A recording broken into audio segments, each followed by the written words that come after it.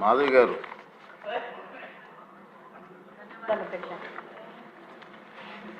ధన్యవాదాలు అధ్యక్ష. అధ్యక్ష, గతంలో మనం చూసేవాళ్ళం సంఘ విద్రోహ శక్తులు అంటే ఏదో బయటి దేశాల నుంచి వచ్చి ఇక్కడ టెర్రరిస్ట్ యాక్టివిటీస్ చేసి ఇక్కడ యొక్క శాంతియుత వాతావరణాన్ని మన భారతదేశం వాతావరణాన్ని డిస్టర్బ్ చేయడానికి చేసే వాళ్ళని తీవ్రవాదులు అనేవాళ్ళము, సంఘ విద్రోహ శక్తులు అనేవాళ్ళము. కానీ 2019వ సంవత్సరం నుంచి దీని అర్థం మారిపోయింది. గత పాలకులు గాంజా అనే మత్తు పదార్థాన్ని రాష్ట్రం మొత్తం తీసుకొచ్చి ప్రజల మీద దాడులు అనేది పెరిగిపోయాయి. ఈ గాంజా సేవించిన వాళ్ళు సామాన్య ప్రజల మీద దాడులు చేయడము, వాళ్ళని ఇబ్బందులు గురి చేయడం జరుగుతూ ఉంది.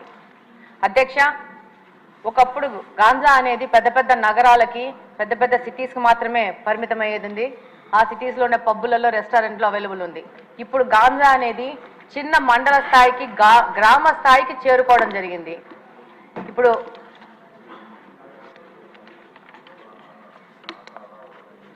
ఈరోజు మామూలుగా తిరుగుతూ ఉంటే ఈ గాంజా ఇంత ఎక్కువైపోయింది ఏమని మాట్లాడుతుంటే స్టూడెంట్స్ అడుగుతూ ఉన్నారు, మాకు గాంజా ఎక్కడ దొరుకుతుందో తెలిసినప్పుడు దీన్ని కట్టడి చేయాల్సిన పోలీసులకు తెలియదు అది ఎక్కడ దొరుకుతుందో అని చెప్పేసి. ఎంతోమంది స్టూడెంట్స్ కలిసినప్పుడు ఎలక్షన్ క్యాంపెయినింగ్లో ప్రశ్నించడం జరిగింది. అలాగనే అధ్యక్ష, ఎన్నికల ముందు కానీ ఇప్పుడు ఎన్నికల తర్వాత కానీ ఈరోజు గ్రీవెన్సెస్ కోసం మన దగ్గరకు వచ్చిన దాంట్లో దాదాపు 30-40% ఈ గాంజా మీద ఎఫెక్ట్ అయిన వాళ్లే వస్తూ ఉన్నారు. ఎలాంటి సమస్యలు అంటే మనకు సభ దృష్టికి తీసుకొస్తే ఇది ఒక తమాషా వ్యవహారం ఉంటుంది. పిల్లాడు గాంజాకి అడిక్ట్ అయ్యాడని చెప్పేసి దాంట్లో నుంచి బయటికి తీసుకురావడానికి ఏవో మాయలు మంత్రాలు అని చెప్పేసి ఎవరో సాముల్ని మీద ఆధారపడి వాళ్ళు వచ్చి వాళ్ళ ఇంట్లో ఉన్న బంగారం అంతా చూసి వీడు గాంజా మీద ఎఫెక్ట్ అవుతున్నాడు ఈ అబ్బాయి అని చెప్తే వాళ్ళు ఆ బంగారంతా దొంగతనం చేసుకుని వెళ్ళిపోతే ఆ కేసు ఇప్పటికీ కడపలో 2 టౌన్ పోలీస్ స్టేషన్లో FIR రిజిస్టర్ అయ్యింది. నిన్న 1 వీక్ బ్యాక్ కూడా సదరు మహిళ వచ్చి నాది ఏదో సమస్య తీర్చండి అని చెప్పింది. అంటే దాదాపు సామాన్య ప్రజలు ఈ గాంజా వల్ల ఎంత ఎఫెక్ట్ అయ్యారంటే అసలు ఈ 5 సంవత్సరాల్లో మిగతా సమస్యలు ఒక ఎత్తు అయితే గాంజా సమస్య అనేది ఇంకొక పెద్ద ఎత్తుకు చేరుకోయింది. అలాగనే అధ్యక్ష, ఈ గాంజా సేవించిన వాళ్ళు సామాన్య ప్రజల మీద షార్ప్ ఆబ్జెక్ట్స్, ఇందాక హోమ్ మినిస్టర్ గారు అన్నట్టు బ్లేడ్ బ్యాచ్ అంటారు, వాళ్ళు అది బ్లేడో షార్ప్ ఆబ్జెక్టో చిన్న నైఫ్లో తెలియదు కానీ ఆ గాంజా మత్తులో వాళ్ళకు అంతకుముందు వాళ్ళతో ఏదైనా గొడవలు జరిగినా కానీ ఏమి జరిగినా కానీ ఏ విధమైన ప్రొవొకేషన్ లేకున్నా కూడా వాళ్ళని అటాక్ చేయడము, వాళ్ళ మీద దాడులు చేయడము, దాదాపు వాళ్ళకి ప్రాణం మీద ప్రమాదం వచ్చే లాగా దాడులు చేస్తూ ఉన్నారు. రంజాన్ మాసంలో కడప నియోజకవర్గంలో ఒక మసీదు నుంచి రాత్రి 11 గంటలకి నమాజు చేసుకొని బయటికి వస్తుంటే వచ్చిన పిల్లోడిని అసలు వితౌట్ ఎనీ నోటీసు చిన్న షార్ప్ ఆబ్జెక్ట్ తీసుకొని కొయ్యడం జరిగింది. అబ్బాయికి దాదాపు రిప్స్లో దాదాపు 3-4 ఇంచెస్ లోపలికి వెళ్ళి హైదరాబాద్ అపోలోకి తీసుకొచ్చి దాదాపు 20 రోజులు పెట్టి దాదాపు 5-6 లక్షలు ఖర్చు అయిందని కూడా చెప్పారు. చెప్తున్నాను. అయితే దాని మీద పోలీసు వాళ్ళకి దగ్గరికి వెళ్తే చాలా నామినల్ దొమ్మి కేసు, చిన్న 2 మనుషులు కొట్టుకుంటే జరిగిన గొడవలాగా కేసు రిజిస్టర్ చేశారు. అది గత ప్రభుత్వం వైసీపీ ప్రభుత్వ హయాంలో జరిగింది. ఇలాంటి కేసెస్ చాలా ఉన్నాయి పోలీస్ డిపార్ట్మెంట్ దగ్గర. వాటన్నిటిని కూడా మళ్ళీ చెక్ చేసేసి వాటిని సరైన FIR రిజిస్టర్ చేసి వాళ్ళకి న్యాయం చేయాలని కోరుకుంటున్నాను. అలాగనే ఈ గాంజా మీద ఒక స్పెషల్ టాస్క్ ఫోర్స్ ఏర్పాటు చేసి ప్రత్యేకంగా మీకు అవసరం ఉంటే నాకంత తెలియదు కాబట్టి స్పెషల్గా రిక్రూట్ చేసుకునైనా కూడా దీని మీద ముందుకు పోవాల్సిన అవసరం ఎంతగానో ఉంది. లేకపోతే సమాజం మొత్తము పాడైపోయే ప్రమాదం ఉంది. ధన్యవాదాలు అధ్యక్ష. ధన్యవాదాలు అధ్యక్ష. ఈ అసాంఘిక శక్తుల గురించి అదేవిధంగా ఈ బ్లేడ్ బ్యాచ్ నియంత్రణ గురించి ఒకసారి మాట్లాడాలనుకుంటే లాస్ట్ 5 ఇయర్స్లో నేను చాలా సందర్భాల్లో చెప్పాను అధ్యక్ష, పోలీసు వ్యవస్థని, పోలీస్ నిఘా వ్యవస్థని కూడా కంప్లీట్గా నిర్వీర్యం చేసే పరిస్థితి వచ్చింది అధ్యక్ష. ఎందుకు ఈ మాట చెప్తున్నానంటే లాస్ట్ 5 ఇయర్స్లోని కూడా అప్పుడు ముఖ్యమంత్రి జగన్మోహన్ రెడ్డి రోడ్డు మీదకి వస్తే పరదాలు కట్టడానికో, బారికేడ్లు వేయడానికో, లేకపోతే హౌస్ అరెస్టులు చేయడానికో వీటి మీద పెట్టిన దృష్టి అసాంఘిక శక్తుల్ని పట్టుకుందామని కానీ, నేరస్తులను పట్టుకుందామని కానీ, వాటిని పట్టుకునేడానికి ఉన్న సిస్టమ్ని కనీసం వాళ్ళు తిరిగి పునరుద్ధరించుకోవాలనే తపన కూడా లేకుండా మొత్తాన్ని నిర్వీర్యం చేసిన పరిస్థితి వచ్చింది అధ్యక్ష. దాని పర్యవేక్షణలో భాగంగానే ఈ 5 సంవత్సరాల్లోని కూడా ఇంచుమించుగా మనం ఒకసారి కంపేర్ చేసుకుంటే బిఫోర్ 2014 మనకి టోటల్ కేసెస్ ఈ బ్లేడ్ బ్యాచ్కి సంబంధించి ఈస్ట్ గోదావరిలోనే ఒక ఈస్ట్ గోదావరిలో చూసుకుంటే 133 ఉంటే 2014-19 అదేవిధంగా 2014-19కి ఒక 400 ఉన్నాయి అధ్యక్ష. 2019-24లో ఒకసారి మనం చూసుకుంటే అధ్యక్ష దగ్గర కేసెస్ అవన్నీ కూడా దగ్గర డబుల్ అయిన పరిస్థితి అధ్యక్ష. వీళ్ళ మీద ఎన్ని పీడీ యాక్ట్లు పెట్టినా ఒక ఈస్ట్ గోదావరిలోనే ఇంచుమించుగా 500 వరకు కేసెస్ నమోదు బ్లేడ్ బ్యాచ్ని ఐడెంటిఫికేషన్ చేయడం అధ్యక్ష.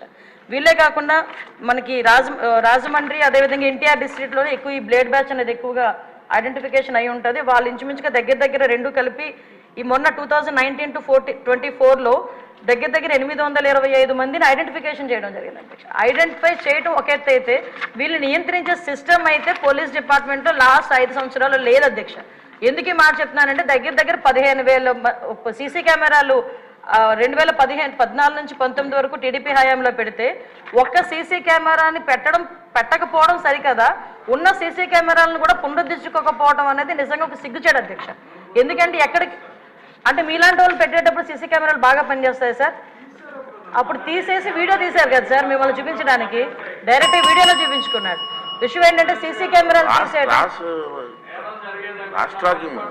సీసీ కెమెరాలు పునరుద్ధరించుకోకపోవడం ఒక ఎత్తు అయితే కనీసం మనం ఒక క్రిమినల్ని పట్టుకున్న తర్వాత అతని క్రిమినల్ బ్యాక్గ్రౌండ్ మనం చెక్ చేయడానికి automated finger print identification system అని చెప్పి అది కూడా చంద్రబాబు నాయుడు గారి హయాంలో మనం పెట్టడం జరిగింది. దాన్ని కూడా డబ్బులు కట్టగా దాన్ని కూడా కంప్లీట్గా నిర్వీర్యం చేసిన పరిస్థితి అధ్యక్ష. అవే కాకుండా మనకి ఇంతకు ముందు ఏదైనా ఈ బ్లేడ్ బ్యాచ్ కానీ ఎవరైనా అసాంఘిక శక్తులు ఎక్కడైనా ఊర్లలో వెళితే ఆ హౌసెస్ దగ్గర కూడా మానిటరింగ్ చేసేవాళ్ళం అధ్యక్ష.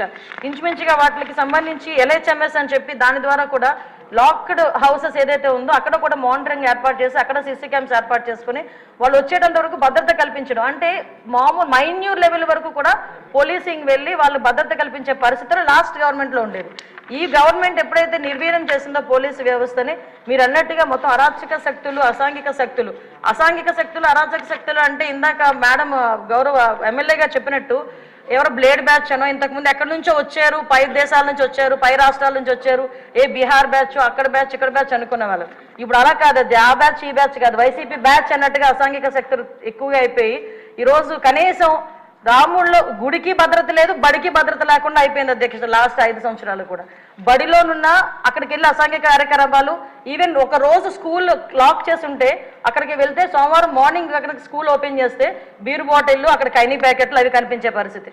అలా అదేవిధంగా గుడిలోకి వెళ్తే గుడి విగ్రహాలను ఎత్తుకుపోయే పరిస్థితి లాస్ట్ 5 సంవత్సరాలు చూసాం అధ్యక్ష. ఒకటి అధ్యక్ష, ఈ రోజు ఈ గంజాయి గురించి చెప్పారు అధ్యక్ష. ఈ గంజా లాస్ట్ 5 years లో కూడా కంప్లీట్గా వదిలేశారు అధ్యక్ష. ఎంత దారుణంగా వదిలేశారంటే, అంటే ఈ విషయం ఇక్కడ కూడా ప్రస్తావించాలి కాబట్టి చెప్తున్నా. ఎక్సైజ్ డిపార్ట్మెంట్కి ఇంతకుముందు ఒక పవర్ ఉండేది అధ్యక్ష.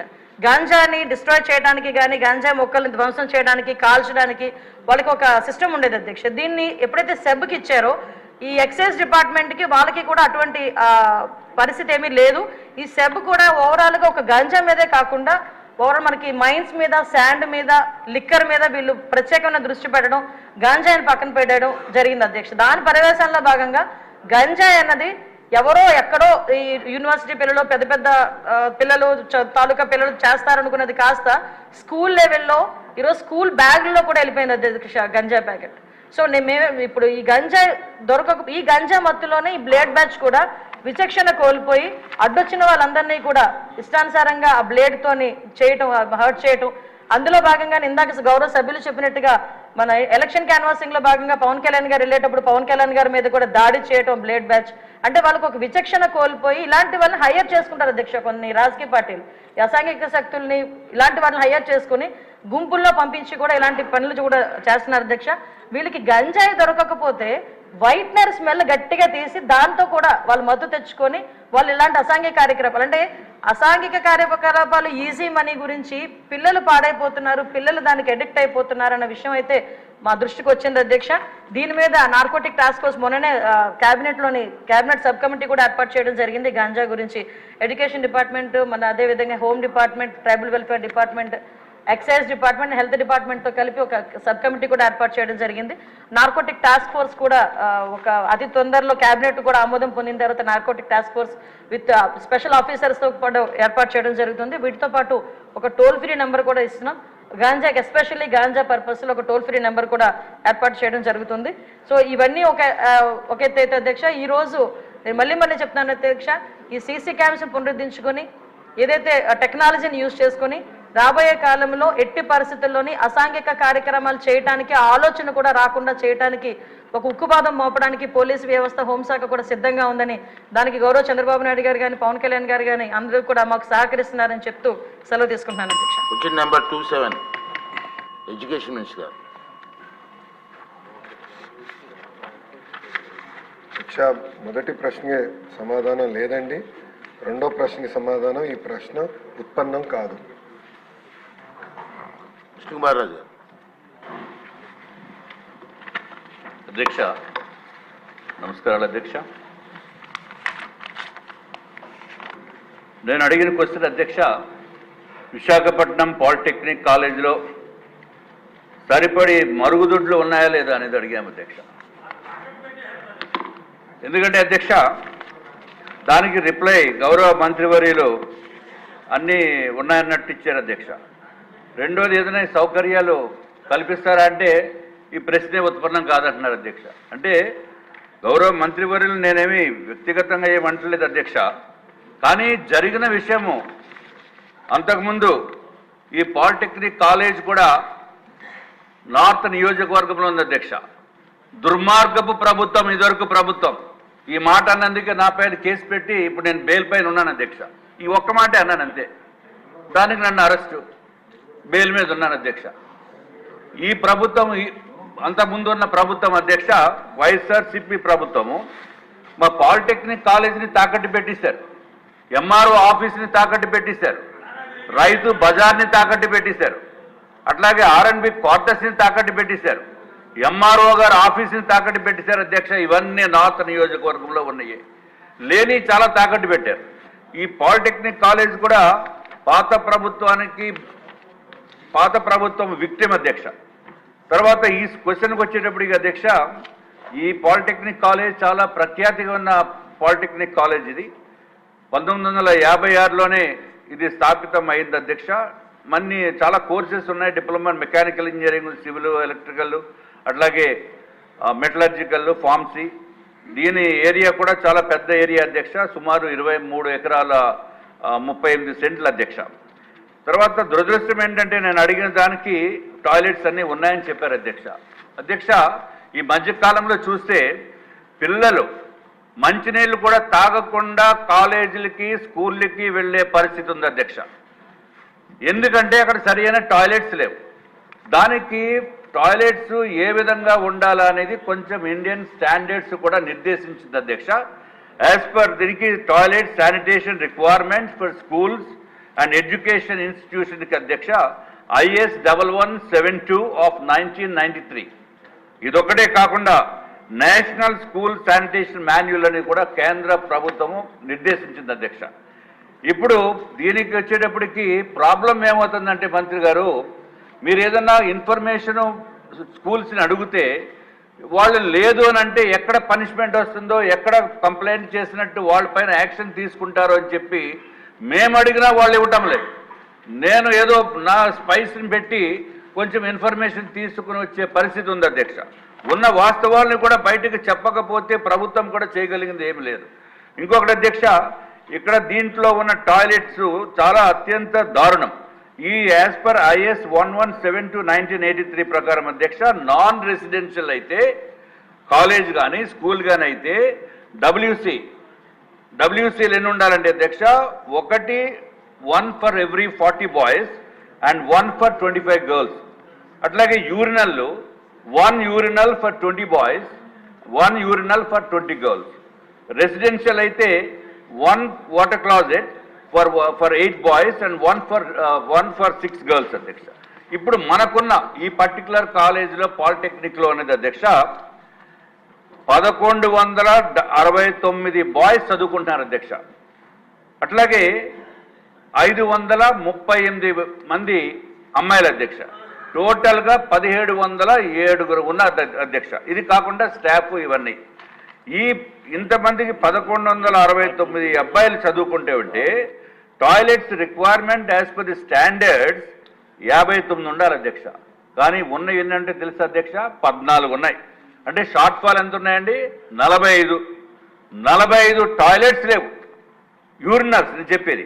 అట్లాగే అమ్మాయిలకి 538 అమ్మాయిలు చదువుకుంటే ఉంటే రిక్వైర్మెంట్ 27 ఉండాలి కనీసము, దాంట్లో ఉన్నాయి 14 అధ్యక్ష. అంటే ఇంకా బ్యాలెన్స్ 13 ఉండాలి అధ్యక్ష.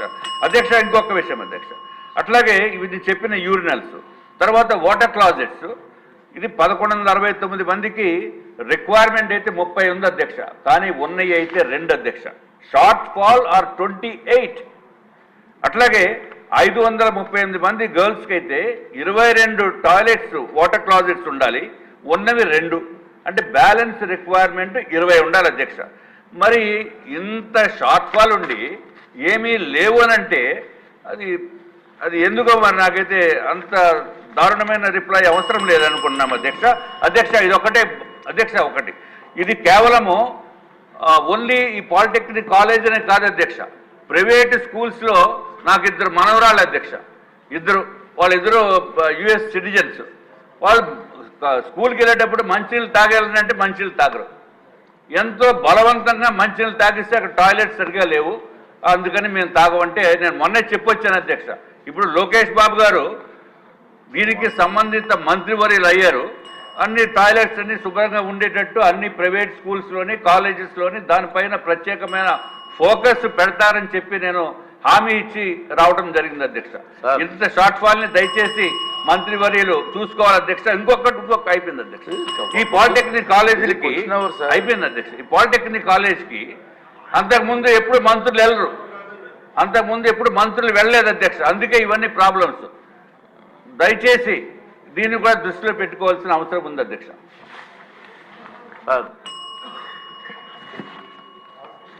గారు అధ్యక్ష, రాజుగారు చాలా స్పష్టంగా ఇన్స్టిట్యూషన్ గురించి చెప్పారు అధ్యక్ష. ఈ పాలిటెక్నిక్ 1956లో స్థాపించారు, 9 సెక్షన్స్ ఉన్నాయి, పెద్దలు అన్నట్టు 17